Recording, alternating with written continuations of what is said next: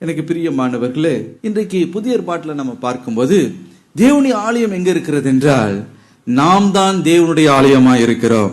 2 கொரிந்தியர் 6:16 வாசிக்கிறது போல நம்முடைய சரீரம் தேவனுடைய ஆலயம், பரிசுத்த ஆவியானவர் தங்குகிற ஆலயமாய் இருக்கிறோம்.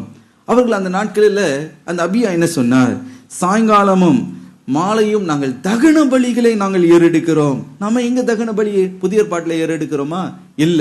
அப்ப அந்த பலி ஏறெடுக்கப்படுகிறது என்றால் நம்மையே ஜீவ பலியாய் முழுமையாய் நம்ம ஒப்பு கொடுக்கிற அந்த பலியை நாம் ஏறெடுக்க வேண்டும்.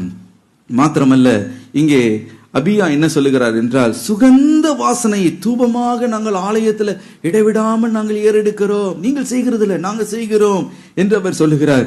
அப்படி என்றால் சுகந்த வாசனை எங்கன்னா நம்முடைய உதடுகளின் பலியாகிய ஸ்தோத்திர பலி. ஹல்லேலூயா.